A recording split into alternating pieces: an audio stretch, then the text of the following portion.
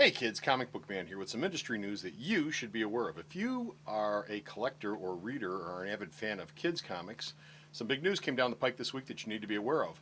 Gemstone Comics, which makes these, Walt Disney's Comics and Stories, as well as Uncle Scrooge and a bunch of other specials and trades and stuff, has announced that they are discontinuing publishing Disney's comics, Disney's Duck and Funny Animal comics. Why? Well, probably for the same reason that Wizards Anime Insider is no longer being published, and Scry is no longer being published, and Inkworks, the card manufacturer, has gone out of business. The economy's in the crapper, and they can no longer afford to do it. Now, Walt Disney's Comics and Stories, just to give you a little background, first started publishing back in the 1950s, and at one time, this book here was selling almost 1 million copies an issue. My, how have those days back again. Anyway, it was published continuously, Walt Disney's Comics and Stories, up until about 1999 when Gladstone, the folks who were doing the license for the Disney comics, stopped doing it. It was in limbo for about 4 years, and then Gemstone picked it up back in 2003, and since then, they've done about 280 or so different Disney-related titles. But now, that seems to be all over with, at least for the time being. Will you ever see Walt Disney Comics and Stories again?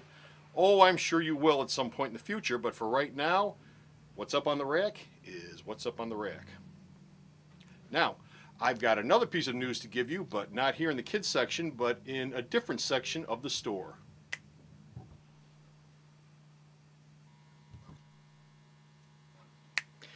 You know, the great thing about alternate reality is we have a kids section and we have an adult section.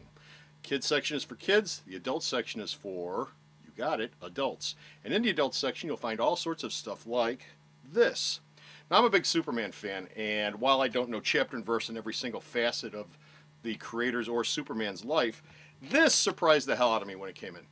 This is Secret Identity, and it's a book about the pornographic art of Joe Shuster, put out by Fantagraphics Books. And this came out last week, which would be the third week in March, so this should still be on the racks, and it should be here at the store. Anyway, what surprised me about this is I never knew Joe Shuster did any sort of pornographic artwork. I was flipping through it, I've read through it, and it's actually real interesting, the story. The front part is a preface that runs about 25 pages, gives you the history of Siegel and Shuster, how they first came up with Superman, all the stuff that if you've read anything about the character you know before. The interesting part about this is, around 1954, when Joe Shuster, the artist for Superman, was really wanting for money, because by this point they'd been thrown out at DC after trying to sue them to get the rights back to the character and Superboy. And basically, they weren't doing anything, and the comic book industry was on its butt in 1954.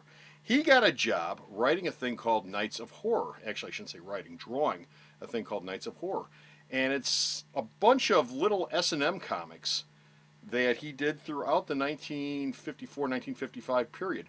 And every character in this thing looks like either Superman, or Lois Lane, or Jimmy Olsen, or Lex Luthor, or some other character that you saw in the early Superman strips.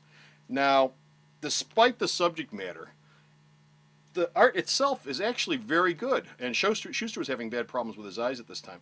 And by good, I don't mean, wow, it's really hot. I mean, it's good in that it's really well drawn, and it's really well put together. Now, you may or may not like the subject matter, but as a forgotten part of Superman's history, this is just a fascinating little tome. The pictures themselves are, well, not for everyone, but as a piece of history in comic books, this is just a fascinating little book, and I would recommend anybody who has any interest in Superman picking it up. If you really, really don't want to look at the dirty pictures, just read the front piece in the front. Like I said, it's about 20-25 pages. Excellent piece of writing. Gives you the entire history of why he was doing Knights of Horror, how long it lasted, and other things, like there was a big scandal in the early 1950s about a bunch of thrill killers in Brooklyn who were reading this. It was a bunch of teenage punks, rotten kids.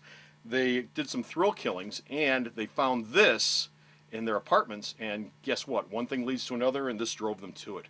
So, if you have any interest in the history of comics or Superman, you might want to pick up a copy of Secret Identity, located at fine comic book shops like this one.